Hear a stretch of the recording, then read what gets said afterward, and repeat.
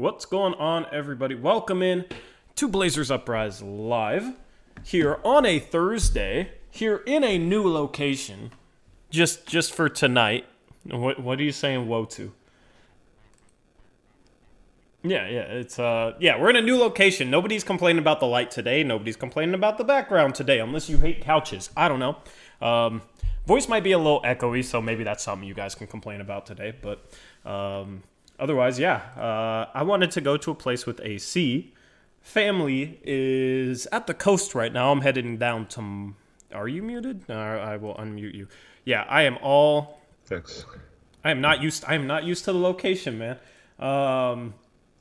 But yeah, so family's down at the coast tonight. So I'm staying at at my mom's house right now. She has AC. Where I usually stay doesn't have AC. So I'm relaxing. Eric doesn't have AC, so Eric's struggling. Normally we're struggling together, but not today. I have ACs, like portable ones in 3 of the rooms, but we're on vacation, so we had them all turned off, and we got home just a few hours ago, and yeah, unfortunately this room does not have AC, so yeah, the house is quite hot. Yeah. So I figured, what better time to get out of town? What better time to just change location for a stream? So this is going to be a shorter stream, probably for 45 minutes or so. That's the plan. We just went live late. Eric got back in town. He thought I said 10 at the earliest. I was talking like right around 10. So a little late night stream. I had to get all set up and everything and move my monitor, move my keyboard, move my mic, move my big ol' box computer. But yeah, hopefully the stream goes pretty smooth. I am streaming on Wi-Fi, so we'll see how that goes. How is the sound? Because I'm curious. It's a little spacious sounding, like spacious, roomy, little echoey, but I don't think it sounds bad. That's good. Yeah, I didn't even think about that. It's a pretty open, high ceilings, Mm-hmm. But otherwise, yeah. If you guys hear like running, it's cats, by the way. So, hope everybody had a good day. It looks like 71% of you guys had a good or great day. That's pretty good. 27% said meh. I'm like right in between meh and good. Reckley frustrated me, but other than that, Reckley's frustrating me every day though. At this point, 2% of you, that's one person, I think, had a bad day. So whoever had the bad day, I feel for you. Hopefully this stream can make it a little bit better. Anyway, we're going to talk Summer League. We're going to talk, I'll try and talk closer to the mic and quieter. That'll probably help the echo. We're going to talk Summer League. And do we have anything else to talk about, Eric? Greg Brown signed today. What was the contract? Because I didn't see what it was. I assume they used the... Yeah, I haven't seen if it's for the 2 or 3 years, but it was for the minimum Considering they're not using the MLE, I assume it's for like a 3-year contract. Am I using a different camera? No, I'm not using a different camera. Just a more lit room. Yeah, it's just a more lit room. Does it look better? Hopefully it looks better. Oh, I got the... Oh, it looks nice. Yeah. This is what I look like in light, guys. So, yeah. Anyway, Summer League. Did you watch the game today, Eric? I did not watch the game. I tried to watch some highlights, but even those were brutal to watch.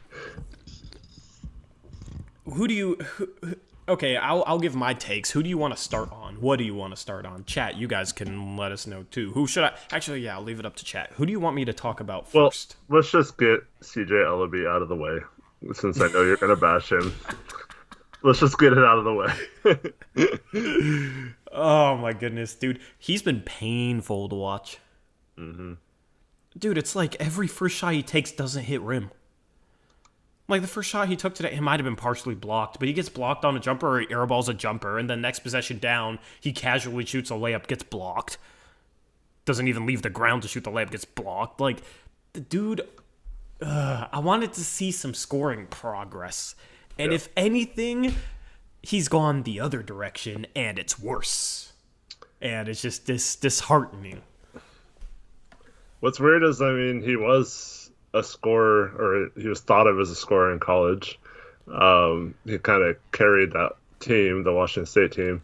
But, in all honesty, Yeah, he's been terrible. But I don't think he's the type of guy who would ever succeed in these kind of games or environment either. So, But it's um, like if the yeah. dude can't hit threes, hmm how is he going to be like even a fringe rotation guy?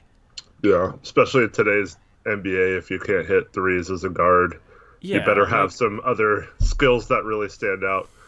And I mean, he's I not. guess you could say he hasn't been terrible on defense, but other than But he's that, there's not really any skills that he has that yeah. you say make up for his lack of shooting or whatever. So I completely agree with you. Here's the thing: is like if he was in the rotation, would he grade out as an above-average defender? I'm not sure. Like he's impressed defensively, but our expectations of him defensively going in were very, very low. So being impressed, does hmm that mean he's good? Does that mean he's just solid? I don't know. Like in spot minutes when it's your. Here's the thing, and maybe I'll call this the Gary Trent Jr. syndrome or rule or something. Yeah. When you're young and you're getting your first action, you're going to have nerves, but those nerves might help you on defense because you're just a bundle of energy. hmm And you're going to play as hard as possible every possession, and you're going to play with a ton of energy when you're new to the league, especially when you're like a second round pick. You know what I mean? Like, it probably won't apply to Cade Cunningham coming in and playing over 30 minutes per game for Detroit. But like a guy like Gary Trent Jr., we saw that. And then last season, once he had kind of made it, he was a very poor defender last year.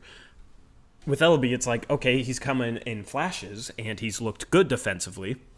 But like I don't know, like I almost expect him hmm to look decent. Some guys just struggle because they don't have the tools. Like he has okay tools, and he's defended with a lot of energy when he's played. So I don't know, man. It's like I don't know if he's a good defender yet. So Yeah. it's like I want to see other stuff, I and s- he can't shoot. yeah. I see what you're saying. It is hard to tell, but I do like. I mean, his foot speed isn't bad. He does have. Uh, I mean, he is kind of lengthy for a guard, so he can use that to his advantage. He moves laterally pretty well, and if you combine that with an effort, if you have that mindset on defense, which I think Gary Trent kind of lost that mindset, which led to him being a poorer defender this year than the in the bubble. But yeah, I don't know. I mean, I guess he could lose that, but I think it's a bankable skill. I just don't think he can get by with nothing else other than a little above average defense, even if that's his ceiling or whatever. Here's my issue with him though: is like men it's like mental hmm offensively. Like if he's missing shots, that's one thing, but in game two, he had a fast break lane and he was ahead of the pack and had to step on the defender and could have laid it up. And he tries to back pass to somebody behind him and passes it straight to the defender that's chasing him. Yeah, It's stuff like that where it's like that's like Ben Simmons esque. yeah. You know what I mean? And then Well, some of the shots he's taking, it's just like, why are you shooting that? And then like you pass up the one lane you have, but then he'll casually come off a screen and shoot and get his shot blocked. And then today he did it once where he's bringing the ball up and he casually flips the ball across the court to a teammate. It almost gets stolen. There's absolutely no reason to do so. It's like he just didn't want to dribble the ball up. It's stuff like that too, combined with the shooting issues where I'm just yeah. like, dude, like it's not good. It's not good. He's been the biggest disappointment so far, and like he at least has to be able to shoot, but then it's like little things offensively where it's just like, what are you doing? You look like you don't want to even touch the ball at times, but then at other times you're shooting shots that you shouldn't be. Like Yeah. I don't understand him.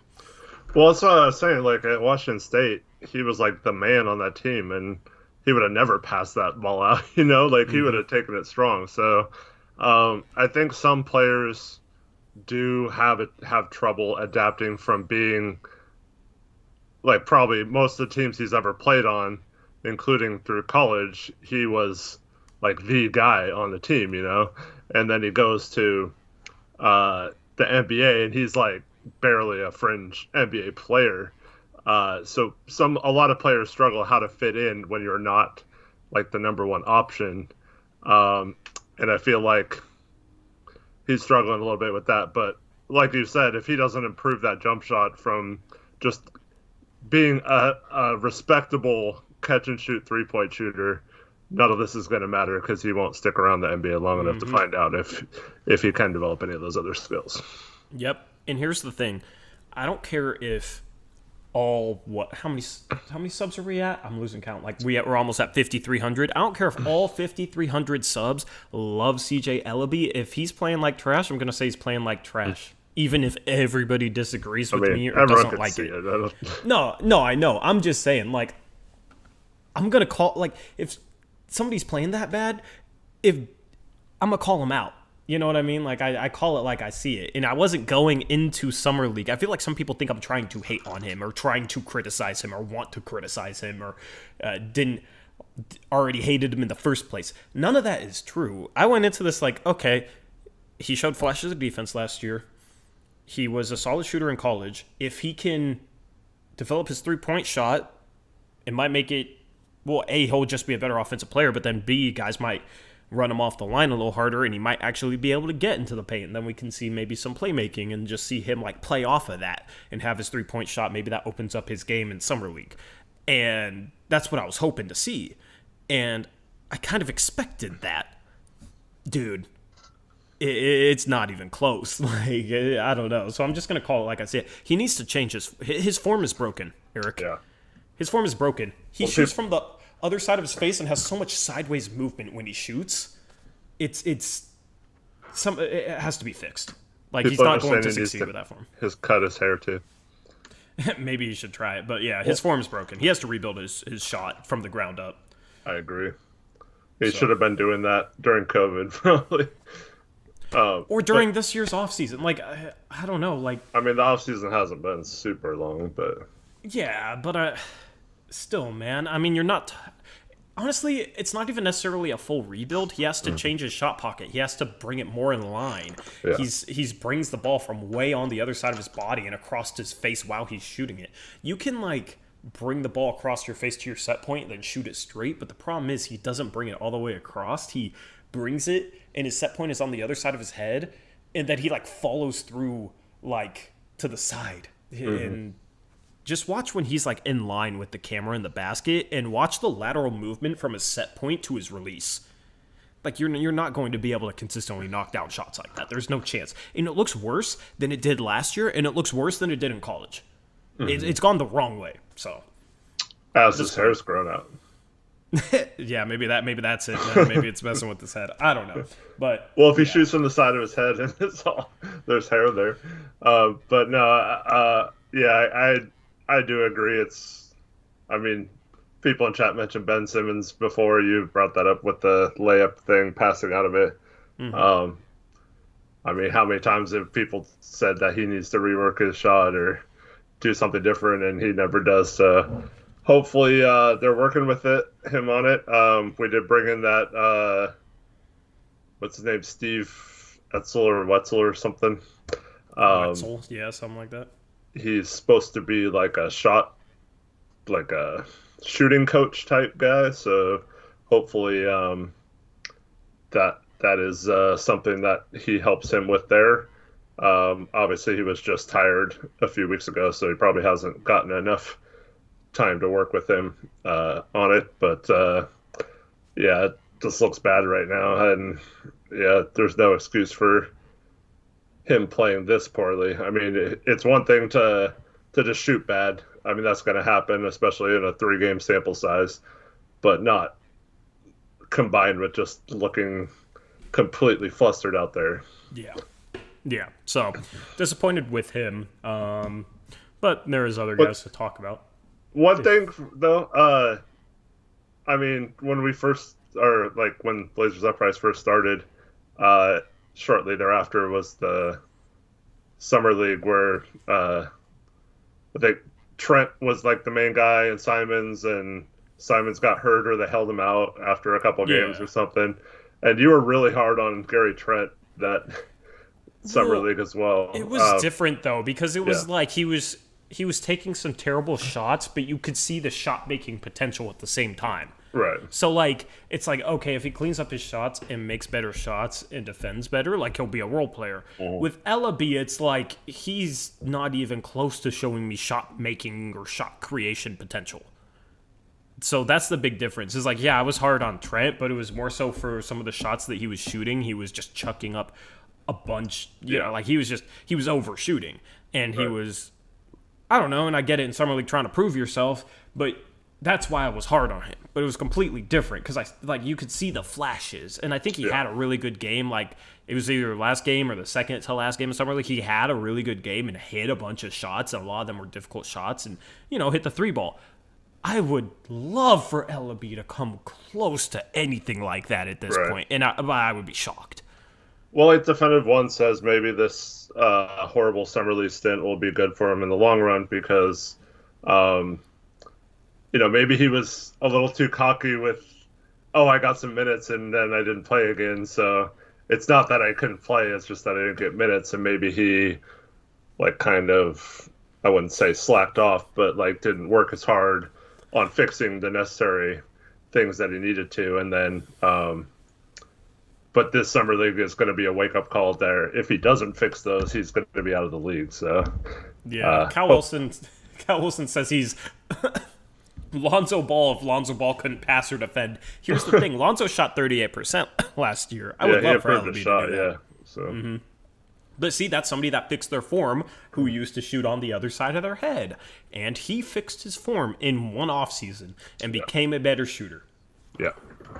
So that's where I'll leave that. Well, I forgot who said this, but Nas is one of the few players I've ever seen fix his shot during a season.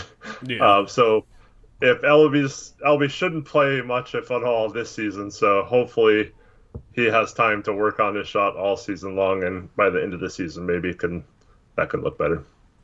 Yep. But I want to get to other players before we do, though. Chat, do you notice anything new about the stream? I want to see if somebody notices something new. Cue the people saying, "You're in a different place." Like, yeah, I'm not talking about that. There's something else that's new with the stream, and I want to see if anybody notices. I thought I knew, but I don't have that option, so I didn't. Yeah, the question applies to you too.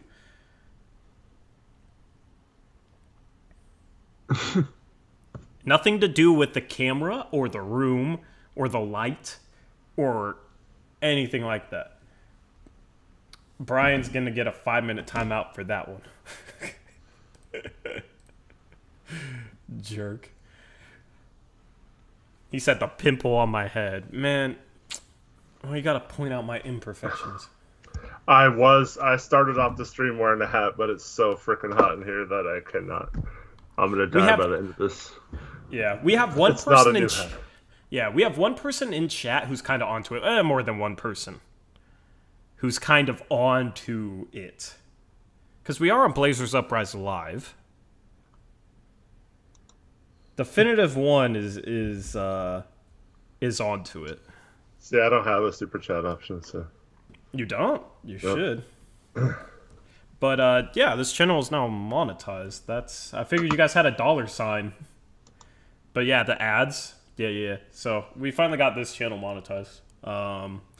But it's weird that you guys don't have super chat options. I figured there's a $sign down there. I was just waiting for somebody to say there's a $sign. There is not on my screen. I'll have to figure that out. But yeah. No one else is saying they have the option, but I think I might have to turn that on. I don't know. It's been a long time since I've had to deal with the process. So, yeah. But we waited on monetizing this channel for a few months. Now, finally got it monetized. Anyway, who do you want to talk about next, or do you want to let chat choose? Chat can choose. Chat, who do you want us to talk about next?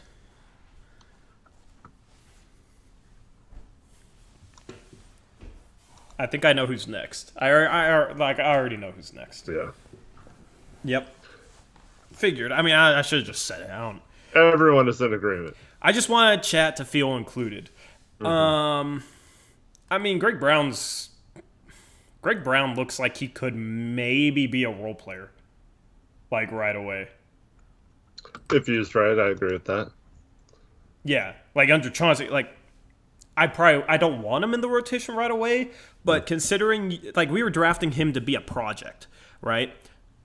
I mean, he shot the 3 ball decently. His form looks solid. He's hit a shot off the dribble. Like defensively, I think he's been okay. Like it's kind of hard to get a feel for him defensively. Like if he can defend and knock down threes, like he's an athletic 3-and-D power forward, right? Like that's a pretty good foundation at 19 years old for Greg Brown. And then it's like the athleticism as a lob target, somebody running the court. Maybe you don't want him driving a whole lot because he's kind of out of control and he has to improve that part of his game. But just like as a foundation, he has a much more solid foundation at this point than I thought he would, if that makes sense. Yeah, I agree with that. And I mean, super athletic guys like that get after it if he does have that effort from being a rookie and tenacity on defense to get on the court. I mean, you can always find roles for those guys, so I wouldn't have any problem with that. Yeah, so I've been happy with the way he's played, the way he's looked. Yeah, honestly, like it's not even. I don't know. There's not much to talk about compared to Elleby. It's just like I trust this dude more than I thought I would. Like if he has to play in a pinch. Mm-hmm. And I feel like he's earning the trust of the coaching staff because he didn't even play in the first half last game. And Roy Rogers said it was because, oh yeah, we already know what we have with Greg. We wanted to get a look at other guys, which right. It's kind of strange that like you know what you have with Greg Brown, but you don't know what you have with Kenneth. 2 days later. Yeah. Well, how do you 100% know what you have with Greg Brown, but you don't know what you have with Michael Beasley, Emmanuel Mudiay, and Kenneth Farid? Or Antonio Blakeney, you know what I mean? That was my point from last game. I'd rather just give all the minutes to people who are unproven, but yeah, I'm not tripping about that. It's just like the logic is like, how do you know what you have more with the rookie than guys that have been in the league for years? I just didn't understand that. It is kind of interesting, the comments by Roy Rogers, and then following that up with him signing 2 days later to the actual roster. That leads me to believe that he's showing some stuff in practice that these guys, the coaching staff, think he's a legit prospect, and they're not really trying to show him too much yet. But I don't know why you wouldn't just let him flap his wings a little bit, but like flap his wings, huh? You know what I mean? Like learn how to fly and just let him earn it on the floor. But I mean, yeah. I mean, you don't want anyone to get hurt, but like, would that really hurt our chances to win if he does? Like, if he plays 30 minutes instead of 15 or something, you know? Like, yeah. I don't understand not just giving him all the minutes, but. So, yeah. Like, I still think Derrick Jones Jr. is going to be the backup 4 going into next year. I mean, that's what it looks like right now. And honestly, the only area in which. I don't know if that's. I don't know. The only area in which Derrick Jones Jr. has like a very noticeable advantage over Greg Brown is defensively right now. But it's like nothing Greg Brown has done on the court has maybe be like, oh, that was a terrible defensive possession. Yeah. Maybe I'm not watching close enough. I don't know. But like that's the one area that Derrick Jones Jr. has an advantage in. And maybe finishing. But it's like they're both athletic. Derrick Jones Jr. a little bit more athletic, but they're both athletic lob targets. Greg Brown's a little bigger. Shooting wise, I honestly think Greg Brown's a better shooter than Derrick Jones Jr. Like, well, both their shots are kind of weird. Do you think Greg Brown Jr.'s shot is weird? Or Greg Brown the third Jr.? I mixed up Derrick Jones Jr. You think Greg Brown's shot is weird? I like his shot. Why do you think it's weird? I don't know. It just looks unorthodox because he comes into his chest with it. I don't know. I mean, like, it's a little low, but in terms of the rhythm, like, I look at, like, rhythm, follow through in time, in, like, release point and time to get it off. And all 4 of those things are, like, solid to me. Mm-hmm. So it's a little weird that it's, like, low, but he releases it high enough where he's not just going to get blocked all the time. He's also big. He shoots it pretty quick. Yeah. And it's a pretty fluid motion. So, like, in the follow-through, the release is pretty solid and consistent. So, like, all those things, like, I like his shot. That's why I think he's a better shooter than Derrick Jones Jr. I mean, he only shot 33% in college last year, but I think, honestly, he could be like a 35%er. And he shot the ball decently in Summer League. So, like, and that's the thing. If you have a guy like that on the court, he's going to get open shots because he's going to have the least amount of attention paid to him compared to, like, a Norm, a CJ, a Dame, even a Rocco, like established vets. So I don't know. Like, that's the thing is if he has to play, I wouldn't be tripping about it. Like, if, you know, we wanted to give a guy some rest or we had an injury, I like going into this experience, I was like, I wouldn't want him to play. But now it's like, I would be excited and I think he could hold his own well enough where he wouldn't hurt us. He might not be great, but I don't think he'd hurt us. Yeah, I guess it's one of those questions where the only way I hope we find that out is if the answer is that he would not hurt us and he's actually ready to play. Yeah. But yeah, hopefully he doesn't have to play much, and hopefully we just still sign someone that is a better option right now to help us this season. But I would love if our coaching staff cared about winning and did so while also developing guys like Ant and Nas and Greg Brown. I feel like we tried to win in ways last year where, especially with Nas, that we could have developed him and also still won some of those games because Nas, like you said, has similar to Greg Brown. I felt like he could have done pretty much anything some of the guys that played above him could have done, and he could have gotten some minutes, and by the playoff time might have been an actual rotation level player with like useful skills. But you mess with a guy's brain when you yank him every time he misses a shot or whatever. So hopefully if they do give him a chance, it's a legit chance and they develop him. So in thinking that if we develop this guy, we develop Nas, we develop Ant, it could raise the ceiling of this team by the end of the season. And we talked about this all last year, maybe sacrificing even a game or two during the season, but knowing that it will pay off in the long run. Yeah, especially against a bad team. Get the guy a little bit more rest and give Greg Brown a chance. Here's the thing. Under Stotts, I would be less confident in that because it's like it's going to end up where he has the ball and has to create something out of nothing.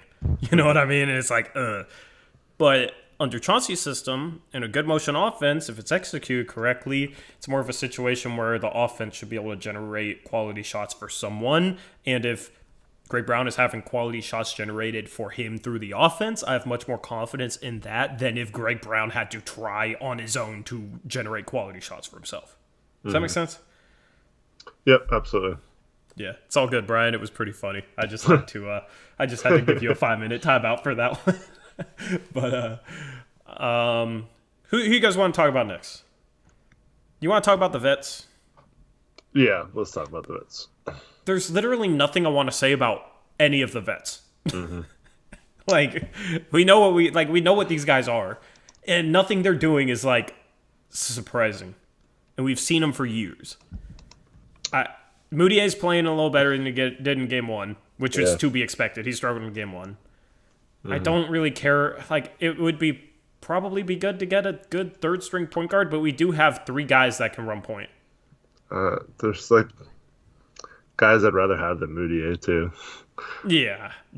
It's just like there's 3 guys we have that can run point. What's funny is like maybe the best game during the regular season last year in terms of us running a motion offense, Rodney Hood was running the points. And our offense scored 121 points on the Philadelphia 76ers in a game where they had Joel Embiid. They didn't have Ben Simmons, but they had Embiid. We didn't have Dame. We didn't have CJ. And because of that, we ran a motion offense. And we didn't need a point guard. We didn't have Nurkic either. But our offense was fine because of the system, like the way they played. I wouldn't say system because it wasn't a system. It was just Stotts. Right. You know what I mean? We know what Stotts' system was. So that's the thing. In a system... in an offense that moves players well, moves the ball well, you don't need like a point guard to create a bunch of shots off the dribble. The offense will create good shots and good driving opportunities and just make things a lot easier where you don't have to rely on one guy to create everything. And everybody looks at Simons and it's like, oh, he doesn't look like a true point guard. He's struggling. But it's like he's running a stagnant offense where he has to go Dame mode or CJ mode and create something out of nothing. Mm-hmm. And that's not his game yet. So that's the thing. It's like if you put him in a motion offense, he's completely fine running the point. That's why I'm not sitting here like, oh, we need to go and sign a point guard to play 12 minutes a game behind Damian Lillard, which a lot of other people that cover the team say we need. Like having TJ McConnell in like a motion offense isn't going to make things better. Having Anthony Simons run point in a motion offense compared to a guy like TJ McConnell isn't going to make things worse. It's not a oh my Jeez. oh my what the heck is going on? Sorry. What? You good? Yeah. Wow. Eric's pretty popular. Well, they're all from the same person, so. Who's spamming your phone? Oh my goodness. You don't have to answer that question. Sorry. Anyway. Sorry, bro.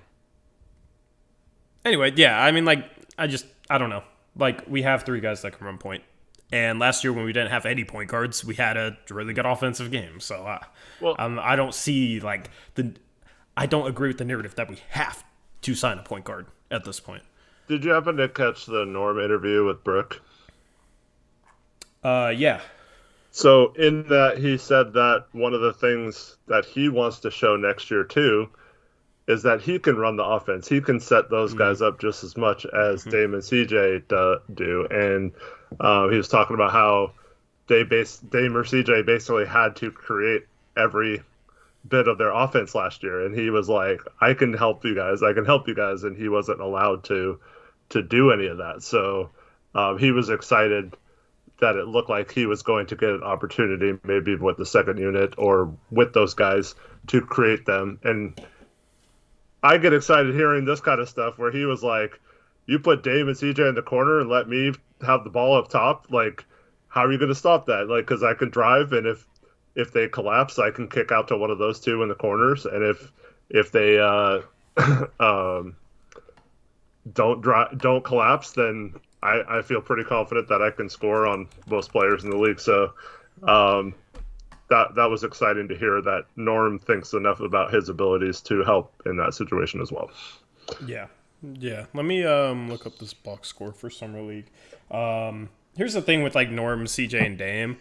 If any of them can initiate the offense, then you can kind of like run the system just based on not necessarily like, oh, you do this for Dame, you do this for CJ, but more so if the floor is set up like this, then you look for this, you do this. Like, that's the way Golden State's kind of offense was set up when they had a lot of success. So that's the thing, is if Norm can initiate, like if any of 3 of those guys can initiate, the other 2 probably, like, I'm talking about like freelance action, but if you have a good structure for your freelance action, then you're going to be able to have some success, and you're not going to have to find the point guard and get everybody in the right spot to initiate offense.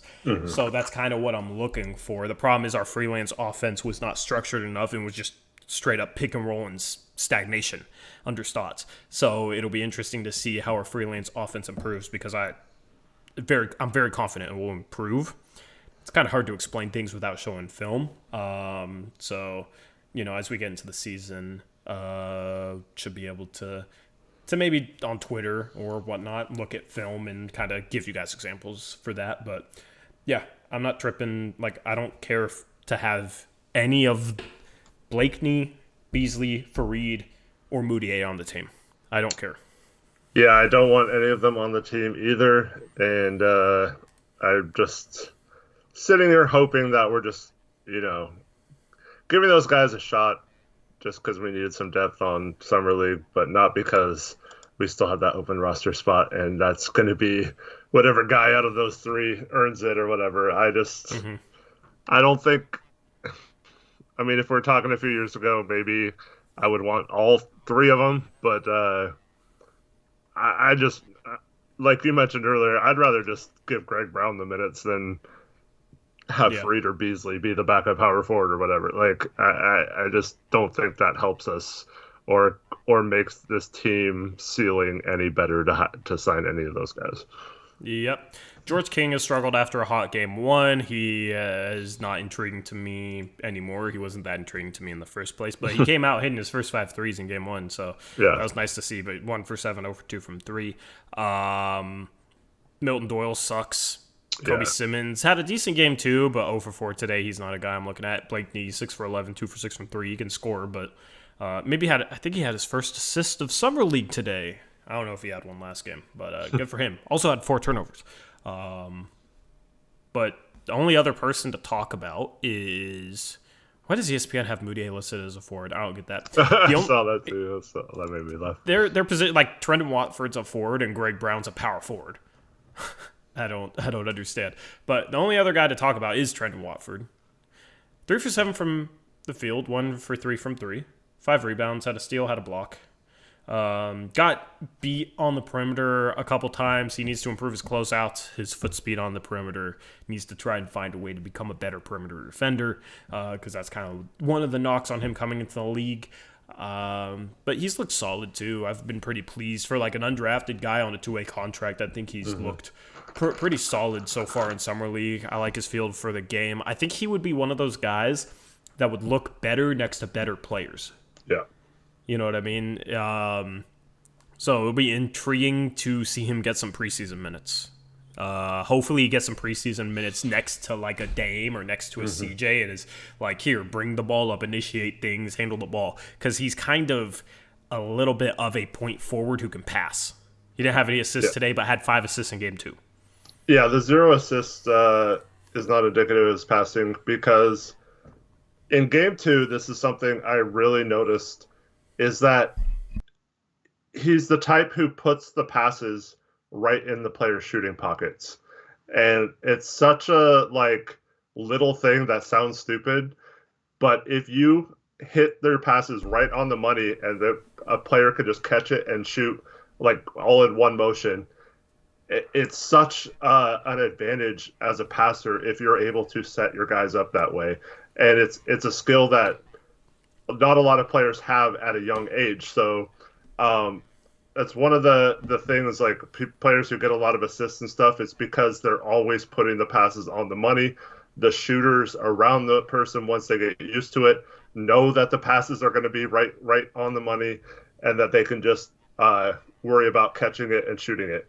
So I've been really impressed with, it's not even like passes that lead to assists all the time. It's just like he always makes the right pass, and he doesn't try to get super fancy or throw it behind his back a lot or do like crazy passes or no looks or whatever. But he knows what's around him. It's like the proverbial eyes in the back of his head. So he'll drive or take a couple dribbles to the free throw line, and he'll know where his guys are, and he'll kick out to a shooter or something. And I really like that aspect of his game, and I think that's a skill when you're talking about a forward in the NBA that if you continue to develop, whether his defense comes around will ultimately be the factor on if he becomes an NBA player, but you can do stuff with forwards who can pass and create a little bit. So I like that he's signed to our 2-way and that we have that guy in the system to where he can learn all year, stay with the team and practice with them and stuff like that. Mm-hmm. And I think this guy could, I mean, I don't think he'll ever be a star or anything, but he could be, he could be one of those like Thaddeus Young types who kind of play makes as a forward, you know, and if all things work out, and those guys are very valuable to have. Yeah. Yeah. I hope he's able to hit threes, because that's kind of the one, right. The one like main thing going into the league. Like, he's probably never going to be a good defender. Hopefully, can become like average, serviceable. And that's the thing. If you're a forward and you're not going to become a good defender, then you need to become a 3-point shooter and do something else. Well, he already has something else. He can handle the ball and he can pass. So he needs to add the 3-point shot to that. Rayshawn has a good comparison. He said Watford is kind of like Kyle Anderson. I feel like a young Kyle Anderson is a pretty solid comparison. Yeah. The way they move, the pace they play at. Kyle Anderson developed into a really good defender, then last season shot 36% from 3. So I think Watford is a little better shooter than Kyle Anderson was early in Kyle Anderson's career. He's just not the same caliber of defender. Yeah, I think Anderson was a decent defender right away. So, yeah. But overall, like in terms of movement and passing ability and stuff like that, I like that comparison. Let me see if I can turn on Super Chat. Sorry, I'm just looking at this right now. Any other players from this game that you want to talk about? Or anything I mean, else you want to talk we about? touched on everyone who played. Yeah, I mean, I could see Blakeney making the team. I could see him being our other two-way as well. I mean, he's just a guy who, I mean, he can get insanely hot and score, but doesn't offer much else. And we talked about this after game 1. We wanted to see him. We know he can score. We wanted to see what else he could do. And I don't feel like he's really doing enough other than scoring. I mean, you look at 6 for 11, 15 points, great. But, what else did you do today? And 4 turnovers doesn't lead to. I'd rather have someone who barely shot or didn't dribble much and scored half the points if they didn't have the turnovers. Yep. Do you want to talk about anything across the NBA? This is kind of the dead time of year where we're struggling for topics. One more thing about the game today. I don't know if I can find it real quick, but someone asked about Duarte. If you think he would get minutes if he was on the Blazers this year. I'm sorry, I don't remember who asked the question. Would he get minutes? Maybe. Maybe as the backup 3. There's a chance. Yeah, see, the dude's older than Derrick Jones Jr. Duarte is pretty much ready to play right away, unlike a lot of players. I mean, if you're 24, you pretty much have to be ready to play. So I think the Pacers drafted him to play. I don't see Olshey drafting a guy like that who kind of has a lower ceiling but is more ready to play, even though that could help right now, I guess. But I don't think if we were at 13 we would have taken Duarte there. So, but he's going to be a decent player this year and should be for a few years. Just doesn't have the ceiling that a lot of teams want when you have a lottery pick. Yeah. Yep. Anyway, kind of at a loss for topics, man. Trevor Williams says to talk about the fact it looks like the Raptors rumor was more BS than based in reality. So it looks like the Siakam dream is dying fast. Honestly, the dream for any trade is dead at this point. Yeah. Although I wouldn't say that the rumors were based on BS, because we did hear that they did talk on numerous occasions. Yeah, I mean, I don't know how serious those talks got. Apparently, we valued CJ more than they were willing to value him in a trade. And I don't know if other teams ever got involved or anything other than just a straight trade. But they definitely talked. And they definitely talked about Siakam and CJ. So it's not complete BS or a rumor or anything like that. It did happen. It's just, I don't know how every team talks with a bunch of teams. You know what I mean? There's every team talks potential trades, even if they're planning not to move a guy, just to gauge value, see maybe what other teams' plans are. So many teams talk trades that never even come to light, that don't even get reported as a rumor. I've heard 95% of trades that get discussed never happen. You know what I mean? And if you were in our mock off season, you know that everybody had trade discussions with everybody. Now it's the mock off season, everybody's trying to make trades, or some teams in the NBA aren't, but still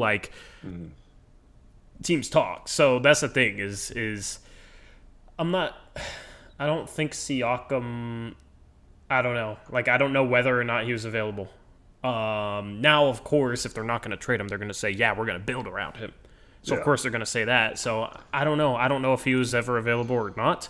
I feel like they likely valued him too high. Like it was CJ Nurkic in 2 firsts. If it was CJ in 2 firsts and we didn't do it, I'm very disappointed. So, I don't know if it's like Olshey valuing CJ too high or if it's other teams valuing like a Siakam too high. Obviously, Morey's valuing Simmons too high. Right. So it's sort of a situation where it's like we just don't know enough. And that's why I'm not tripping about anything. If Siakam got traded for like Malcolm Brogdon and a second round pick, I would be mad at Olshey right now. Right. For not trading CJ in a first. Because that's better than Malcolm Brogdon in a second. Here's what sounds like it happened. It sounded like towards the beginning of the offseason, we were maybe a little more open to trading CJ than now it seems kind of closed. Mm-hmm. It also seemed like Toronto was possibly interested in moving on from Siakam. And what turned out was they got a lot of teams calling, as many as most of the teams, if you believe some of the rumors. And almost all of them were lowball offers because he's hurt. And people assumed they wanted to trade him because of the issues we've talked about with like him getting in a fight with Nick Nurse last year and having a down year. I don't think he had a down year, but like people think he had a down year. That's like the mindset people have about it. Yeah. So they got called and they were getting all these crap offers and they were like, no, we value him this high or whatever. Just like Olshey is probably like, no, we value CJ this high or whatever. And they just decided that like they're way better off keeping Siakam. So whether they change that opinion, they still could change it back. But as of right now, they're not just going to trade him, just like we're not going to trade CJ to trade him. And just like Morey at this time doesn't seem to be willing to trade Simmons just to trade him. And all of those players heading into this offseason, you seemed like they should be traded or they'd have to, especially with Simmons, because, I mean, they're still, for everything I'm hearing, he still hasn't even talked to Philly or any of his teammates. Like, he just doesn't want anything to do with them, and he's not going to go back. I don't know what's going to happen there, but I feel like that's the only big-name player that's going to be traded. But I don't even know if he's going to be traded because Morey wants too much for him. So I'm not even saying he is going to be traded. But he's the only one who I think is like close to likely to get moved. I don't think Siakam gets moved. I don't think CJ gets moved. I don't think Miles Turner gets moved. There's been trade rumors about him for years. And Indiana doesn't want to... Connor did a really realistic job with Indiana because he barely did anything in our mock-off season. Indiana's... I mean, like, here's the thing. It's like Blazer fans are like, oh, we're so inactive. Look at Indiana. Mm-hmm. They have their best player playing out of position because they also have Miles Turner, and they won't trade Miles Turner, even though he has a ton of value and probably more value than he's actually worth. And they're like stuck in what Blazer fans call purgatory. So they didn't make the playoffs last year, unlike us. Yeah, they didn't even make the playoffs. And then they draft a 24-year-old in the lottery in a loaded draft. I don't like that pick. And it's like, okay, so he's going to play on the wing. They have a bunch of wings. Yeah. You know what I mean? So it's like, what? Jeremy Lamb's not going to play and you're going to replace him with Duarte and that's your big move? Did they even sign anybody else? Who am I? They signed like one guy. Well, they re-signed TJ McConnell. Who did they sign, chat? That wasn't on their team last year. Oh, Torrey Craig. Oh, yeah, how could I forget Torrey Craig? Yeah. Like another wing. You know what I mean? Like I don't understand what the plan is there. Like their roster makes less sense than ours. We don't have our best player playing out of position. We have Norman Powell playing a bit out of position, but he's less out of position than Sabonis is because Sabonis doesn't have a chance at guarding fours. And Powell can guard most threes. Mm-hmm. So it's like, there's teams like that. There's teams like Boston. Their offseason was swapping out Kemba and Tristan Thompson and Schroeder. the 16th overall pick for Al Horford and Dennis Schroeder. Mm-hmm. You know what I mean? Like, there's so many teams out there where it's just like, what did Dallas do? What did Dallas do? They gave up Josh Richardson for nothing, and then they signed. Who did they sign? Oh, did they sign like Reggie Bullock or James Ennis? One of the two. I think they signed Ennis in our mock-off season, but I'm mixing up the mock-off season. And, they signed re-signed Reggie Tim Hardaway Bullock. Jr. to a big contract. They signed Reggie Bullock for like $10 million a year. Yeah, which is just absurd. Like, they give up Josh Richardson for free and then sign Reggie Bullock to the same amount of money, basically. Like, are you kidding me? And then they hired Jason Kidd as a coach, and if you saw the stuff that came out about him today, oh my goodness, did you see... What did I miss? Did you not see that? The what? Josh Richardson stuff? No, just Jason Kidd stuff. Oh, Jason Kidd stuff. Yeah, I've seen that. Yeah. And they hired him as coach? Mm-hmm. Yeah, I've seen a lot of stuff on him. Oh my goodness, dude. I didn't realize it was that bad. Yeah. And then I saw clips today when he coached the Bucks. Like, the Bucks would be up 3 with a second left, with 1 free throw left to put them up 4. And he told Middleton and Giannis to miss on purpose. He's horrible. Yeah. So that's the thing. Like, Blazer fans are all freaking out, but it's like nobody got traded. A lot of teams had worse off seasons than ours.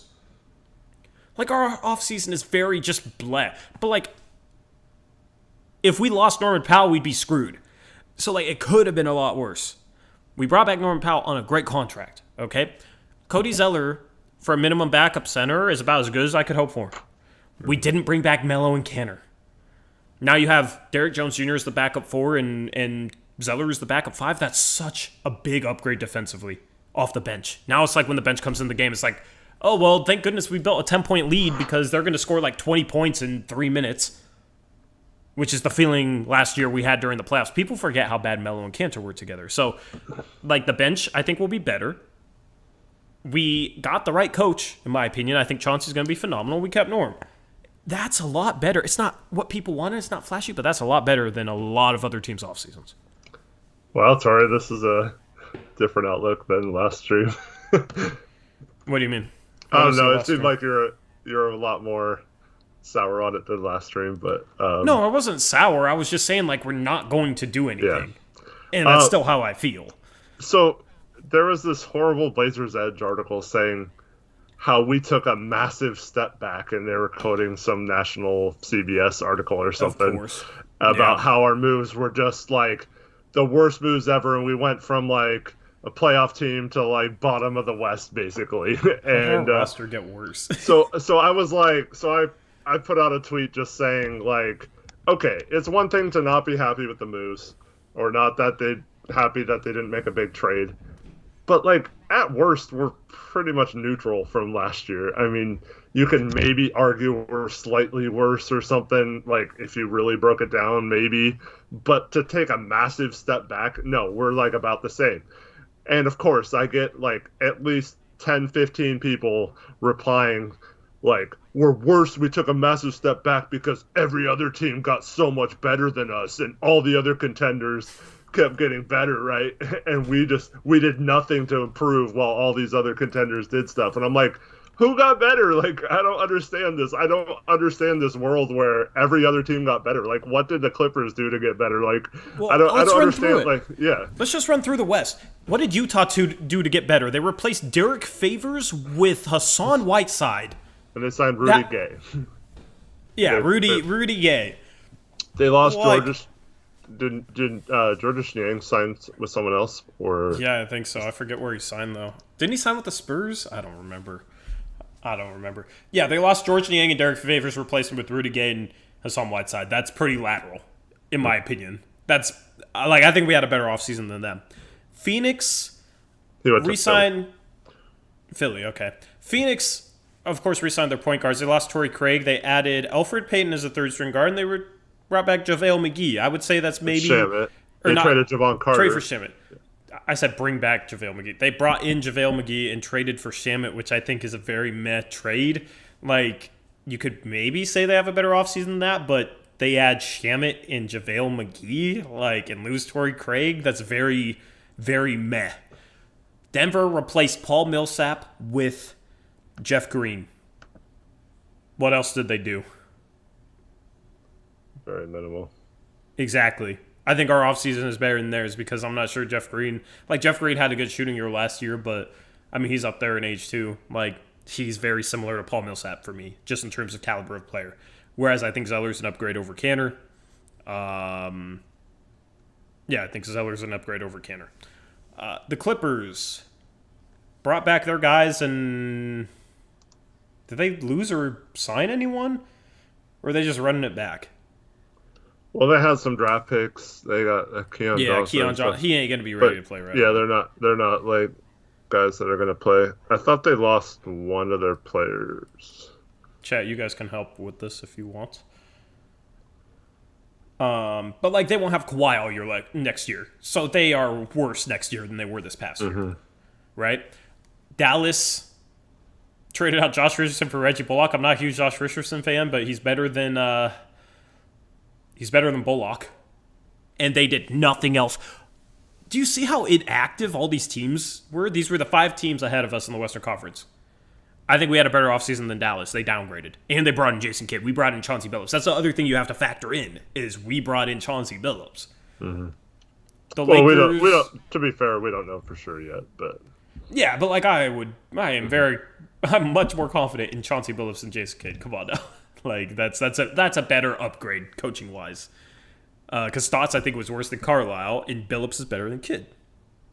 And they downgraded. Like, the Lakers, who knows, dude? I mean, on paper they got more talented, but it's such a clunky fit, and LeBron's getting up there in age. Like, I don't know. I mean, I'm not going to freak out about the Lakers adding Russell Westbrook to LeBron James and Anthony Davis for fit reasons. Memphis. So, real quick, Definitive One says he thinks the Clippers are better than us even without Kawhi. Bro, come on, man. What? Let me just say this. Okay, they finished, let me see, 5 games ahead of us with Kawhi last year. Mm-hmm. And we had our horrible team. So yeah, Stas is our coach. Nurkic and CJ missed time. We didn't have Norm until the trade deadline. Mm-hmm. How are they better than? They're not better than us. They're not. Absolutely not. I'd take Dame over Paul George. Who's their second best player? Like, Definitive One's an OG. I just disagree with this, yeah. So it's not like don't. If you hate on Definitive One, I will ban. I will put you in a 5-minute ban if you. They could vary. Like, I just disagree with that. I mean, they played well without Kawhi in the playoffs. I mean, obviously it wasn't enough. Yeah, but like Terrence Mann ain't gonna do that. You know what I mean? He's not gonna play like that all year. Yeah, I mean, they could very well finish higher than us. I don't think they have as good of a roster as us. I don't know. I think our roster is. Who's their second best player? Reggie Jackson. They got Batum, Zubac. I take CJ, Norm, and Nurkic yeah, over anybody they have next year other than Paul George. And you could make the case for Rocco ahead of Batum and Reggie Jackson. Daniel Beard says Morris is nice, though. Did Morris even do a thing in the playoffs last year? I don't remember. Morris is solid, but he's like Rocco caliber to me. Yeah. Like, that's their second best player. I would take Nurkic, CJ, and Norm for sure over their second best player. And I'd take Dame over Paul George. So, and I would take Chauncey over Ty Lue. So I don't know how you say that the Clippers are better than us next year. Yeah. So, but like Memphis didn't do much. They traded away Grayson Allen. A little worse, I thought. Yeah, they traded away Grayson Allen. Who'd they get back? Sam Merrill. He's not going to play. Zaire Williams, they brought him in. He's a very young rookie. They didn't get better. The Warriors got better, but, I mean, Otto Porter Jr. signed with them on a minimum. And who else did they bring in? They lost. Wait, no, they lost Kelly Oubre. They lost Oubre. But they brought in the rookies. They brought in Moody and Kuminga. Yeah. Didn't they sign somebody else solid? Chat, who am I forgetting? Iguodala. Yeah, Iguodala. So, yeah, they probably got a little bit better. But I mean, it's Golden State. And they got Clay coming back. Yeah. He's going to be rusty, though. Spurs for sure got worse. No question about it. They lost DeRozan. Pelicans are interesting, but they lost Lonzo and brought in Devontae Graham. That's probably a downgrade. They upgraded at center with Valanciunas. Their bench got probably a little worse. I don't know. Like that, they pretty laterally, in my opinion. New Orleans, Sacramento. I don't know, man. Probably got a little better. They brought in Tristan Thompson. They drafted Davion Mitchell, but like they have 5 guards right now. So how does that work? Mm-hmm. Minnesota did absolutely nothing. OKC's in rebuild mode. Houston's in rebuild mode. Like, who are we tripping about in the West, guys? Oh, the Lakers. You know what I mean? Like, yeah. Sure, that was tedious running through all the teams, but like, who are we tripping about? Like, oh my goodness, they got so much better. Who got so much better? The Lakers are the only team that you can make an argument for that got so much better. Unless you're counting Clay coming back. But the Lakers, like, fit-wise, could be horrible. Not a horrible team, but the fit could be horrible. Between Westbrook and LeBron and AD. Like, you're going to take the ball out of LeBron's hands and have him play off of Westbrook? Please. This is why I say that, especially when it comes to, like, playoff seedings in the West and all that kind of stuff, that people way overevaluate or way overrate just making moves and making trades and doing stuff, because that doesn't necessarily make you better. It's like, I don't know, we've seen it so many times, these teams. How many off seasons in a row until this one did we see just massive amount of player movement and different players on different teams? And for the most part, it hasn't really worked out for a lot of teams. Obviously, it worked out for Chris Paul going to Phoenix. They took a big swing and got into the finals last year. You saw the Bucks adding Drew Holiday, which obviously led to a championship. But if one of the big three on the Nets doesn't get hurt, or if KD, steps back just an inch further, I mean, they're not champions either. So it's just hard to know, like, and those are the best of the best moves. What about all the other teams that people said were better than us last offseason and didn't end up being? Yeah. The Pelicans are a prime example of that. It's like, oh, Ingram and Zion, they're so good. They're gonna run circles around us last year and in the bubble too. And yeah, neither of those things happened. You know what argument I'm gonna make right now?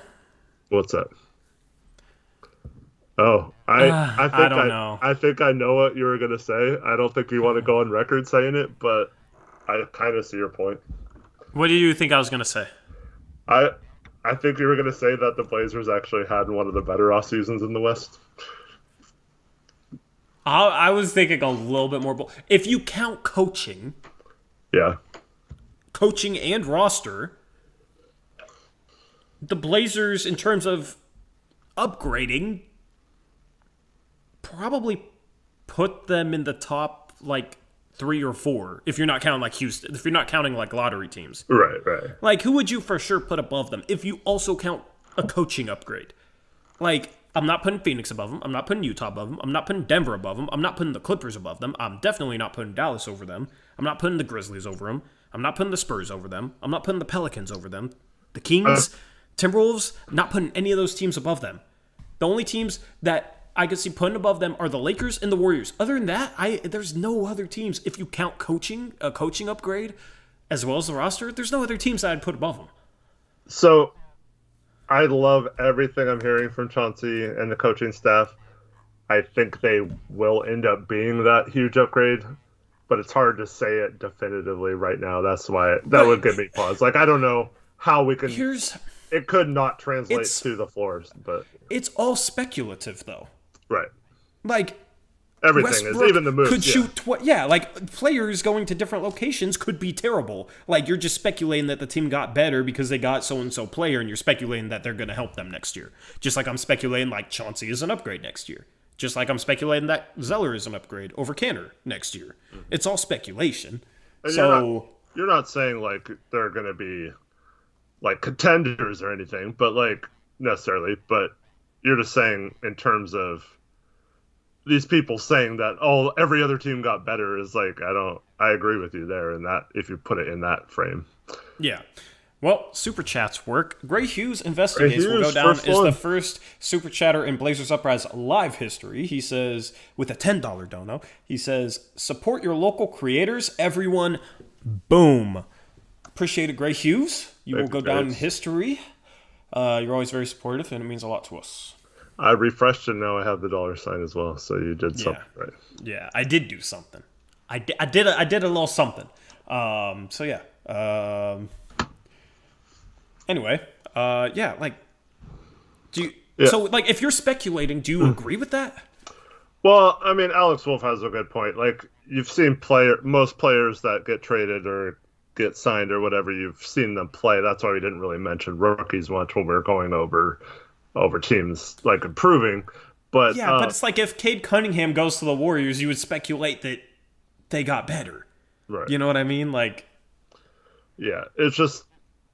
Yeah, I mean, it's a question mark, but I mean, I am convinced Billups is the right hire and that he's going to be a good coach. I just can't go on the record of saying like this was Eric. What? Terry Stotts was our coach last year. No, I understand all that. I mean, like I said, I think a few months from now, once we're a little bit into the season, and we're sitting here saying like. I can't believe there are people worried about Billups as our coach. Like, because you and I have been very confident since day one he was signed that he was the right person and that he's said everything that. I mean, honestly, if like obviously this isn't true, but he talks like he listens to Blazers Offrise. Like he talks like he listens to our post games and everything that's been wrong with the Blazers. That guy has said in his interviews, basically, like, I mean, that's like everything we've been talking about for years, right? That's all he's been saying all offseason since he came here. And so, I mean, whether he can put it on the floor or not, at the very least, we have a guy who recognizes the problems and knows the way they need to play if they want to fix it. It's just going to be a question of whether he can get the team to play that way. So there is still a chance that even if he knew exactly, that's the problem with some of these great point guards of the past, especially that they just know the game so well. Their basketball IQ when they're playing, the way they process the game is so good that sometimes they can't teach that to players. Like they try their best, but just seeing those little clips of Chauncey coaching and stuff, it seems like he has a great temperament. He's not like frustrating the players. He's like enabling them to perform in a way that's like, oh, this guy's a rookie. He doesn't know the lingo yet, so you can't do that and expect him to know what you're talking about, like so. And then the Greg Brown's like, yeah, this guy has my back, and so. I don't think there's any doubt in my mind that he's not going to be a good coach, but there still is a chance it doesn't translate to the floor. I mean, there's a chance of anything. Like, that's what I mean. It's like it's all speculative. So here's the thing. If he's an average coach, Eric, I would say the only teams you could put above us, if you include coaching and the roster, in terms of upgrading this offseason, is Golden State and the Lakers. Like, even if he's an average coach, I would still say that. What's funny is... Where did Trevin say that? Trevin said, Torres said, if you include coaching so many times just for people to still think it's only roster changes. Yeah. Guys, I pick my words carefully. Context is everything.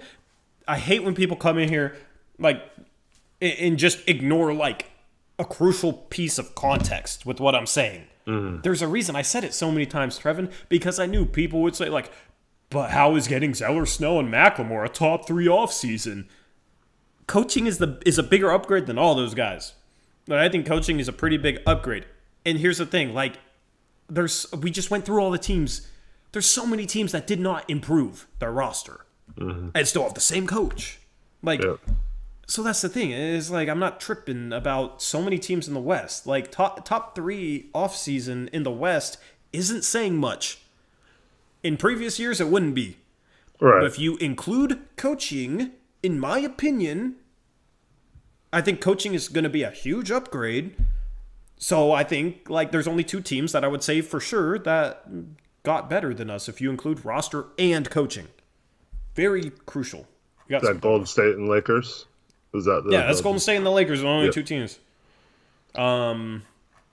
Wow, you guys just dropped a bunch of donos. You guys are starting off hot. Shout out play-by-play $20 dono. He says, I like the offseason we had. Brought back Norm on a great contract. Got rid of the worst defensive front court in NBA history. Facts. Got rid of Terry and replaced him with Chauncey. Glad we didn't trade just to make a trade. And yeah, like it's not, we didn't get worse. Like anybody saying we got worse is just clueless. So that whole Blazers edge thing, saying we took a step back to we took a step back because all the other teams are so good, though. That's. I just went through all the teams. Like, what did they do? Like, why is this? No one else had an answer for me on that. Yeah, like that's what I would say. How are people so tricked and brainwashed that they like read that stuff and you're just like, yeah, that sounds right, you know? Jeff Green going to Denver in place of Paul Millsap, man, that's just phenomenal for Denver. And even though they don't have Jamal Murray all year next year, most likely, like, dude, I don't get the logic with people that read that site. Jeff Green's better than any of the 3 guys we signed, right? I'd say that. Like, if we signed Jeff Green, I would put him to the top ahead of the 3 guys we signed. I wouldn't necessarily put him ahead of Zeller. Okay, but it's pretty close. Him and Zeller are pretty even. Okay, so I signed Jeff Green, right? What position does Jeff Green mainly play? He plays the power forward position. Who starts at power forward for the Nuggets? Who was it? Like, was it JaMychal? Why am I forgetting this? Well, they start Porter and Aaron Gordon. Do they Gordon. start Porter at the? They have Aaron Gordon. I forgot they had Aaron Gordon. So they have Aaron Gordon. They have JaMychal Green. And then they re-signed JaMychal Green, and then they signed Jeff Green, right? Yeah. So even if you want to say, like, let's just say for the sake of argument, Jeff Green is a better player than anyone we signed. Let's not argue that. For semantics, let's just say he's better than the 3 we signed. So Denver by far signed a better free agent than us, right? Where's he going to get minutes? He's not going to play the fourth. Is he going to be the backup center or something? Like, I don't understand. Like, where? I mean, I guess he can kind of play small ball center a little bit, but like he's more was like earlier in his career was more like a small forward, power forward, not a power forward center. Yeah. And I know he played power forward on the Nets a little, or center on the Nets a little bit, but like that's what I'm saying. Like it if you just look at it on paper, oh, look what the Nuggets are doing. They got Jeff Green. He's so good. But like, where's he going to get minutes? And then like Malik Monk is the big Lakers signing, you know? Yeah. And, let's stay on the Nuggets. They lost Paul Millsap too. Right. Like they brought. I mean, he wasn't great last year, but yeah, but he's better than Canner and he's better than Melo. Right, but and that's still a player that's out there to help another team. I mean, maybe us. I wish it was us, but like I saw some minutes breakdown of the Lakers today, and it was like if you cut all their big players to like 32 or 33 minutes. And you like limited all their other players to certain minutes. Like there was still no minutes to give to Monk. It's like, where are you going to give him minutes and stuff? It's like, it's a great signing, but like they signed like 15 players. Like, how are you going to play all these guys? And then then if any of those guys play, they're taken away from their stars and all that kind of stuff. So, it just goes along with. I'm still super disappointed we didn't make a big all-in move. Obviously, our team needs to get better. If you buy the narrative that Dame is going to request a trade if we don't do better next year, then I guess, coming from that mindset, it might be a failure not to have made a big move. But we also don't know if Dame was the one behind not making a move or something. Maybe he was okay with not making a big trade despite what he said. I don't know. It's just... Yeah, I mean, like, we could go down that route, but it's like, it doesn't matter 12 through 15. It doesn't matter how good your players are. like, unless you have injuries. You Right. know what I mean? Unless you have like 3 main guys get injured, then the 12th guy becomes the 9th guy, and then he matters. But that's the thing. It's just like, I don't know. It's Jamal people, Murray, by the way. Go ahead. Jamal Murray's not back till January at the earliest, by the way. So, yeah, he's going to be out for a while. I think he's going to be back later than that. So here's the thing. It's just like, it's people that want to believe that our offseason sucked. Mm-hmm. So they will look at a Jeff Green signing and blow it out of proportion and completely ignore the Nuggets roster, or they just don't pay enough attention to know the Nuggets roster, which is very possible with some of these people. Like, that's the thing. If you look at the big picture, and obviously I think Chauncey is a bigger upgrade over Stotts than other people, and especially the other side of the fan base.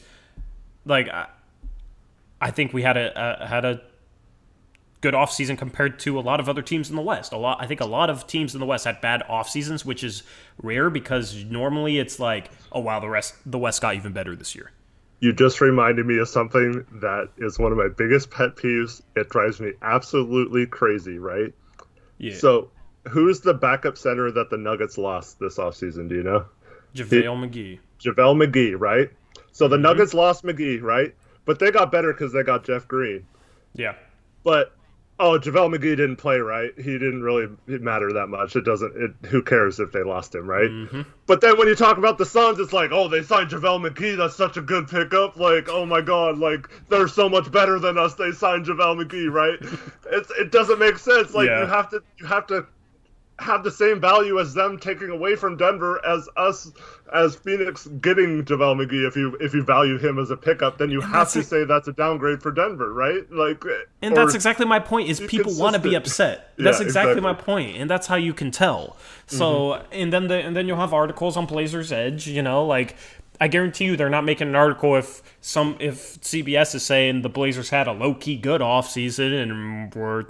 I mean, like, I don't think anybody thinks we had a good offseason. But if it was praise, they wouldn't be doing an article on it. Just like they didn't do an article or cover anything about the whole Chauncey Billups situation when it painted Chauncey Billups in a better light. I'm not going to go into that. We don't have the time for that. But it's like, that's the thing, is a lot of media is addicted to certain narratives, and they will ignore stuff that goes against that narrative, and they will over-exaggerate stuff that works for their narrative. And you have to be able to pick that out. Like, if you just blindly listen to that, then you're not going to have the full picture. So that's what we try and do. Like, I will move off a narrative if I see evidence against it. I won't completely ignore it. Okay? Like, that's what I try and do. But, like, don't, like, even us, don't just listen to what one media source says and how, like, their narratives. You know what I mean? Like, disagree with us. Perfectly fine. I like that. Don't, you know, like, if you agree with everything we say, that's cool. That's cool. But, like, think for yourselves. You know what I mean? Like, and try and, I don't know. It's just, you have a lot of people out there that are super one-sided with the narratives that they provide, and it's just bias. It's media bias. That's essentially what it is. This is going to get me off on a real fast tangent here, but... Make it fast. We got donuts. Yes, I will make it fast. So... You will fast. This is why, to further this point, you have people who said, oh, Dame's never had an all-star teammate. His talent around him sucks. And now they're also saying CJ was like an all-star level player. Norm was so good last year, and our offense was so great, and like all these players were so good. How are we going to find shots in the offense like that they had? Like, now they're all saying how good all these players are that we lost to like support their argument of how bad their offseason was. And to I made a post when I heard Billups mention how he wants to use CJ more as a playmaker, and I said if he is able to get CJ to buy in to do that, CJ will be an all-star next year. Yeah. And then you got like people who all year have bashed CJ and wanted him off the team and said like he'll never be an all-star, being like, but he would have been an all-star if he didn't get hurt last year. And like, well, okay, then why have you been saying all year that Dame has never had the talent of an all-star level player around him then? Like, because that's it. Like, just don't listen to these people. They always contradict themselves, and it's always, they don't even care. They just are clickbaity and they just want to just get their narrative out there. It doesn't even matter how they do it. And these people just eat it up, and they, for some reason, like that kind of stuff. But, like, to be real, I mean, we've had analysis. We've been breaking down coaching and all these things. And now all of a sudden we have a coach saying everything we've said for the past year. So I just hope people appreciate that. Like, we're not like contradicting ourselves. Yeah. We're not doing anything to get you guys to watch. We're just telling you what we feel. And I think we have a pretty good understanding of the game, and I think that's backed up by everything that Billups is saying right now. Well, here's the thing. We're going to be able to see, like, everything we said about the coaching, how that would actually play out, because I don't think Chauncey could parallel what we've said any better than he has. Yeah. Like, he's saying all the right things in my eyes. You know what I mean? Like, I saw somebody in chat say it's almost like we're consulting him. You know what I mean? So, I mean, we'll be able to see. Like, here's the thing, though. Eric, you didn't sound like you were 100% on the bandwagon. He's saying everything we wanted. Everything we wanted. I'm 100,000% on the bandwagon. I'm leading the bandwagon. Yes. I'm trying not to get ahead of myself in thinking it's already there. So I think it will be there. I think he will be a good coach. I think he's going to instill everything that we've wanted him to, or a coach to instill. I just can't say it that I can't take a victory lap or say we were right until I see it. Yeah. No, it's not a victory lap yet. We're just getting started. The bandwagon just got to get rolling. All right, I am 1,000% on it. Yeah, I don't care. Like, it's literally. It sounds perfect to me. So I'll drink the Kool-Aid. Like I said, eventually, like, sometimes it doesn't translate to the floor. A coach can say everything right, and it's still, he just can't find a way to get his players to play that way. Dude, like, I don't think that's going to be the case, but yeah. Eric, if Chauncey is not an upgrade over Stotts, I will literally have to reevaluate everything I've ever thought about the game of basketball. That's true. Okay. You know what I mean? Like, that's why I'm so confident. In my opinion, I can say 100% to get on your side that Chauncey will not go down just trying one way and just keep trying that one way over and over and over again, even though it doesn't work for 2 straight seasons. So, like, if we have the 29th defense for 2 straight seasons, I guarantee you Chauncey would have tried 18 different defenses and gone down at least, like, trying to fight and get some sort of scrappiness. And I also love what he said about, it's okay to have small guards, but they have to be scrappy, and you have to play a certain way. You have to be aggressive. And what did we see? Stotts is like the least aggressive defense of all time, and it never worked. And why is that? And what did we tell you guys? If you don't have the personnel to play defense, you have to play aggressive. And Stotts never played aggressively on defense. He never trapped, never blitzed, never switched things up, never tried to be unpredictable. And that caused us to be this way on defense. And I think you can play defense with bad personnel as long as you have players in the right positions and you demand them to do certain things, and you have good set in game plans every game locked in.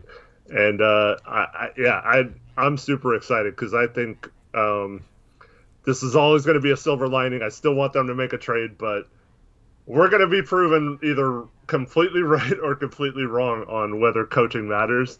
And I'm just going to be sick of people saying, well, they're still not a championship level team. It's like, well, shut up, dude. Coaching does matter.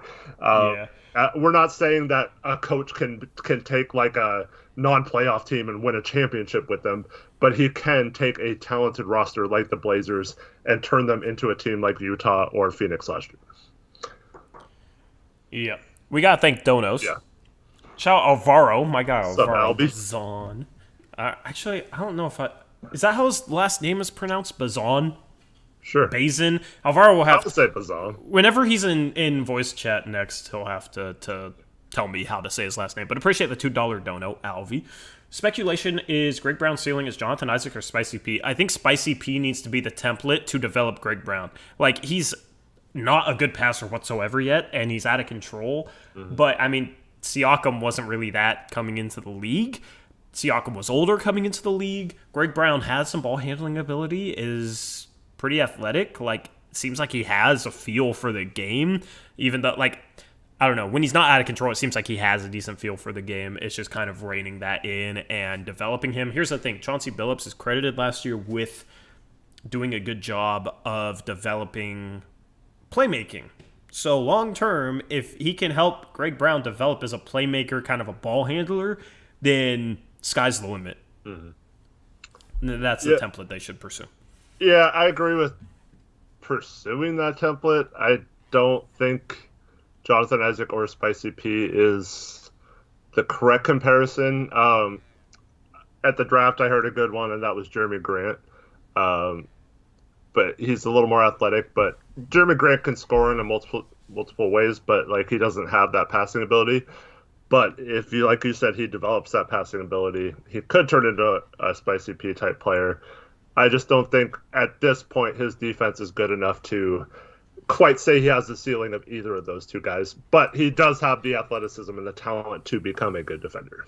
Yeah, like the dude is like, that's the thing. You get 19-year-olds with athleticism, size, and has he has a little bit of ball skills, can shoot off the dribble a little bit, can hit threes, can handle the ball a little bit. Like, that's something that you can work with. So I like the long-term outlook of him. It's going to be fun to watch him develop, especially under Chauncey compared to Stotts. Yeah. I'm so much more confident in his development under Chauncey than I would have been under Terry.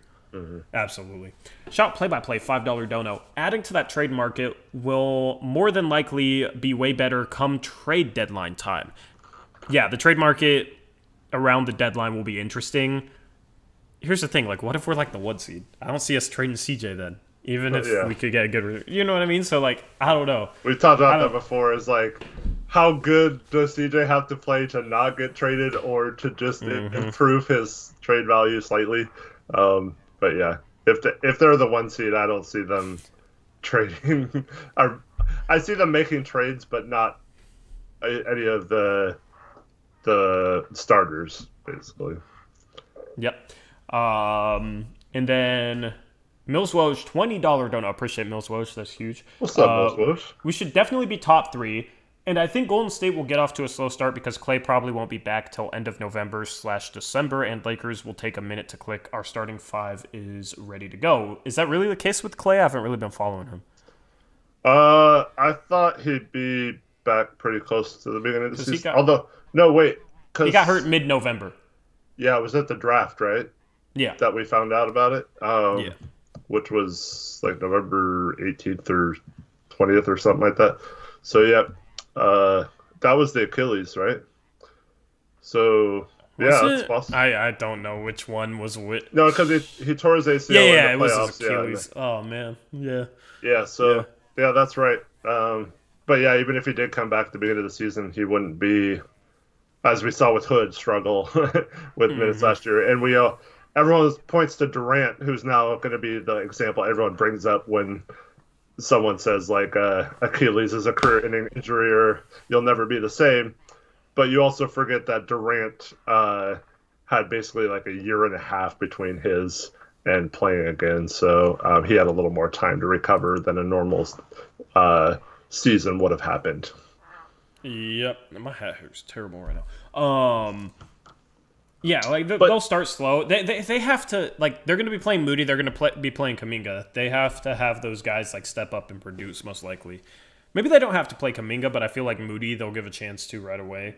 I don't really know what the rotation is going to look like. Actually, I don't know. Like, here's the thing: Draymond isn't as good as he used to be. Clay likely isn't as good as he used to be. They don't have a Harrison Barnes. They don't have, like, Wiseman might not be better than Bogut was on their team, because Bogut was a really good fit, really good defensive player. Like, Bogut was underrated for them. So I don't think they're going to be as, like, anything like the Warriors that won 73 games. You know, like, they'll be a playoff team for sure, but I feel like they might be a tad bit overrated going into the season. Yeah, and in terms of, like, top 3, See, I don't think the Lakers will have trouble clicking unless they have injuries. But injuries might actually be good for them because they could get minutes to guys that they wouldn't otherwise get. And I think they're a little deeper than they were the past couple of years.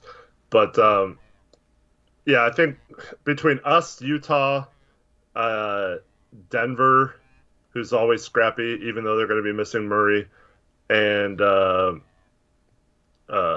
probably throw Golden State, even though all the reasons you mentioned, I kind of agree they're probably on the lower end of this tier.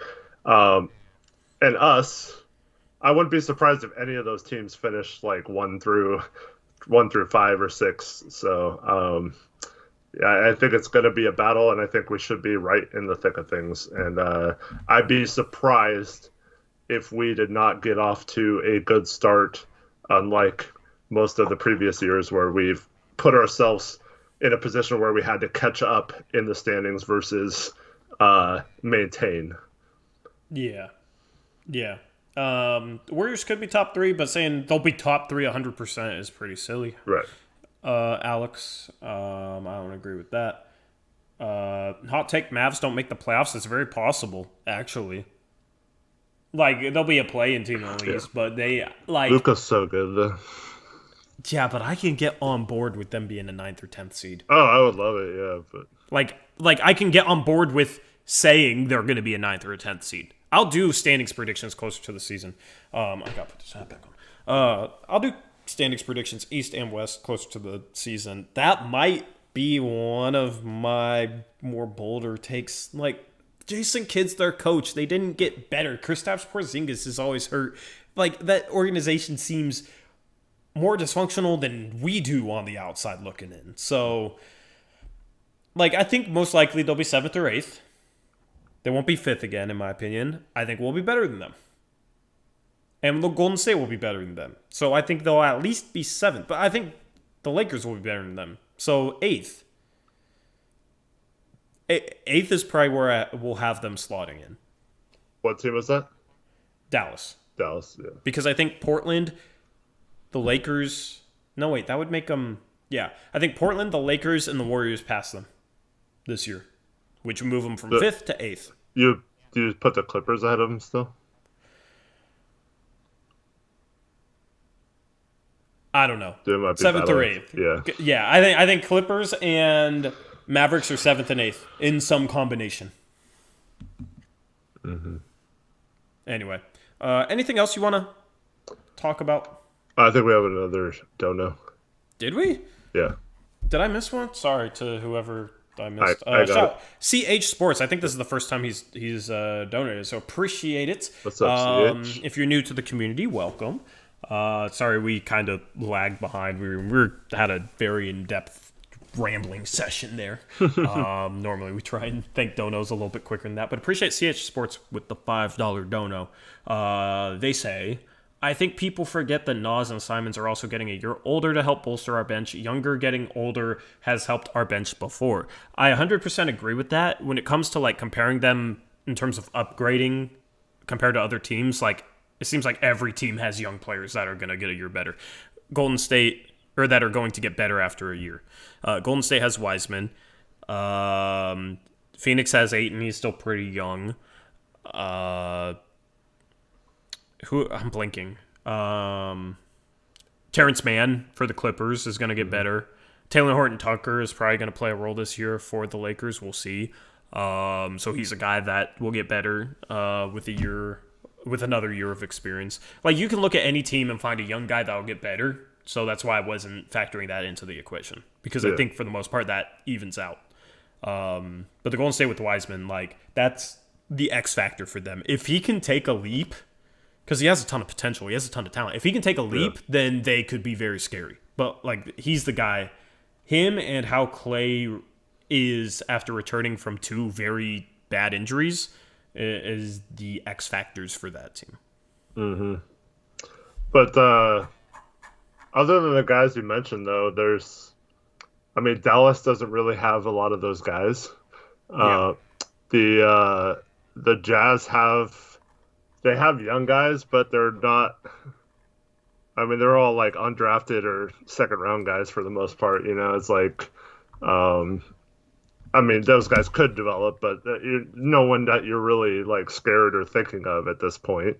Most of their guys are established by now, and then they add veterans who don't really have high upside. Um, and then Denver, I mean, they always are a wild card because Porter Jr. could improve a little bit, but I mean, he's a scorer. I mean, he doesn't really do a lot more than that. So is he really going to ever be that much better than he was at times last year? And then they have some interesting guys like a Bull, I guess, that could eventually develop. But I mean, are you going to count on him next year? Yeah. And they're obviously going to have to play some guards, some minutes, like Marcus Howard. Looked like great against us, but it was pretty bad a lot of the season. But they're a team that traded R.J. Hampton last year away. That's someone who I bet they kind of wish they had back at this point. But yeah, there's not a lot of other teams that you can look at it and be like, oh, they have all these guys that are going to develop and shoot past us. I mean, even teams that are behind us, I'm not really worried about Memphis or New Orleans passing us this year. I don't think they're better than us, even if they get huge steps from Zion and Ingram and John Morant and Jaren Jackson and all those guys. I don't think they're better than us. So yeah, we will have a ton of time to talk like standings going into next season. Like, I'll have you do your standings on a stream. I'm going to do videos for mine, and I'll have you do yours on a stream, and maybe I'll like include the mods in that because I like including the mods. Is a thank you for them helping us moderate the chat. I like to include them in that type of stuff. If you're new, I'm saying it for the new people because if you've watched this regularly, we try and involve our mods in a lot of different stuff. Yeah. So yeah, that'll be like a stream or two coming up in September probably. We're planning on taking a week off of streaming August 29th or August 23rd to 29th just to like reset. It's the only week we'll take off all season. I feel like I don't feel like I need it. I'm like very used to streaming now, but like no other time we'll be able to take a week off. So August 23rd to 29th, we will do so. And then in September, I'm going to try and have daily uploads, believe it or not. I want to do a top 100 player series going into the season. I'll do that on Blazers of Pros. And then I want to do like player previews for every player on the roster. So that'll be some like content for September, which is a pretty dead time of year for news. So anyway, anything else you want to touch on? Definitive One says if we're top 3, he'll make a $200 dono. What if we're top 1? I mean, don't get greedy. He said he'd give you $200. Yeah. I'm just wondering if it's just top 3 or are we going to, tier it up? No, that would be phenomenal. If we tank for the 4th seed, I'm going to be pissed, even if it's a better matchup. I think a top 3 seed is possible, man. Don't sleep on this team. Like, everybody's sleeping on the Blazers. Don't argue people that sleep on the Blazers. Let them sleep. Like, you're not going to go anywhere with them. They're just going to say, Dame's going to leave, ha ha ha. Like, you're not going to convince them otherwise. Don't waste your time arguing with people that think the Blazers are going to miss the playoffs, even though they've made it the last, 8 years in a row, 7 years? Like, I don't know what it is now. I've lost count because they've made the playoffs so many times in a row. Yeah. And now they have a really good roster and finally have a coach who isn't a complete moron. They're going to make the playoffs, barring something, like, catastrophic in terms of, like, an injury or whatnot. The floor is wood. I'll knock on the floor with my foot. I always got to knock on wood every time I say the word injury when it regards the Blazers because you guys know our luck. But so Definitive One says 350 if they're the 1st seed. So there you go. Deal. I mean, I'm not, I'll take whatever since I'm not giving anything up there. But yeah. And if you forget, I probably will too. Not even going to hold you to it. And for the record, I timed out Go Blazers 05 because he keeps using an expression that I think is inappropriate for chat. So he keeps doing it over and over again. So not only is it something that I do not want in chat, but he keeps saying it. So that's why he got timed out. People were asking. Yeah. Guys, just trust that we'll, like, if somebody gets a timeout, they probably deserved it. You know, I don't know. I always see people ask it, and then it, like, gets us talking about it. There's people that come in here and say stuff, like, trying to get attention, and then we ban them or whatever, and then people ask why we did. And it's like, we're going to give them the attention they came in here wanting by trolling or something. I'm not saying that's what Go Blazers 05 was doing, but yeah, just chill with that. Chill with that expression. Let's just let's not do that. I'm not going to say it, but let's just say he was using the first 3 letters of Jonathan Kuminga's last name and bucket after that. And I just don't think that's appropriate. Just keep saying multiple times in chat. Yeah. Yeah. Anyway, anything else you want to touch on? So Ethan keeps asking about Dame's tweets from today. Did you meet his Instagram post? I don't have Instagram, but apparently he posts something on Instagram today about a fool or whatever. But dude, here's the thing: people were like, "Did you see what he said?" Well, explain it. You know what I mean? Like, I don't know. Like somebody was like, "Did you see the video? The last minute and a half scared me yesterday," and they didn't explain what it was. But like, Dame posts a bunch of stuff. Stop. Like, Dame wanted Powell to come back. Dame said he expected to be back. Dame wants to play under Chauncey. So, like, in terms of, like, anything to do, I'm not saying this is necessarily what that's about. I don't know what it's about. But in terms of stuff regarding Dame potentially leaving and cryptic stuff and whatnot, just don't read into it. Just, yeah. You can guess, like, but I don't know. Like, there's no point for us to talk about it. We've already said, don't look too deep into stuff like that. And here's the thing. Dame has told you guys. He's told all of us. If he's going to do something or if he feels a certain way, he's going to tell us.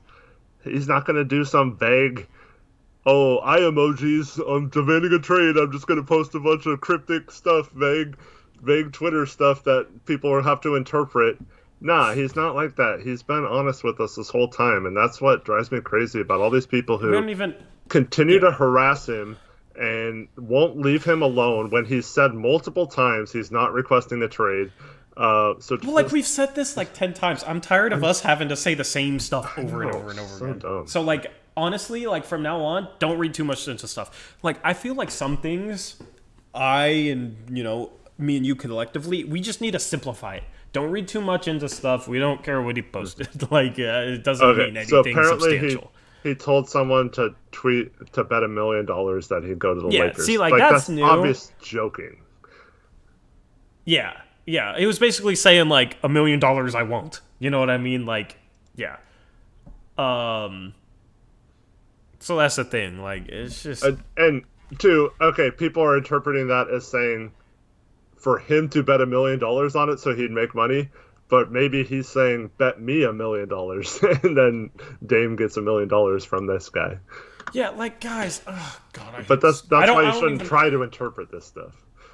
Yeah, like he's not saying $1 million says I'm going to the Lakers. Come on, I don't even want to have this conversation. Yeah. No offense to whoever brought it up. The stuff about cryptic stuff. I always say not to read into it. Even in situations other than Dame, don't read too much into cryptic social media stuff. Mm-hmm. Don't read too much into rumors. Even though, like, I'll take a rumor on Siakam and run with it for content and for fun and, like, hopeful that we can get him. But, I mean, it doesn't really sound like he was as available as the rumors said. Last year it was, we're going to draft Jay Scrubb in the first round or something like that. People read too much into stuff that they shouldn't. So just chill. Just look forward to next season and relax. Dame ain't gonna be a Laker. And Ernesto, no one do that, please. No one bet their house or pretend they bet their house, and then that was the dumbest thing ever. The guy bet like $200 or something, and it's like it wasn't true. Like, yeah. he wasn't going to lose his house. So. I don't think somebody in here is going to bet their house because Ernesto told them to. No, I know, but like I'm saying, like, please don't have that whole thing next year. Like, David Henning would see like, yeah, right, whatever. Yeah. Well, Dame probably just won't respond next year. I'm not worrying about it. Let's wrap up the stream. We will be live again on Monday. I will be back in my normal location, sadly. And we will, I don't know if we play that day or when the 5th game is. We play the Suns on Saturday, but I'm going to be out of town. Would do a stream with the Valley Pod guys during the game, but I am going to the coast.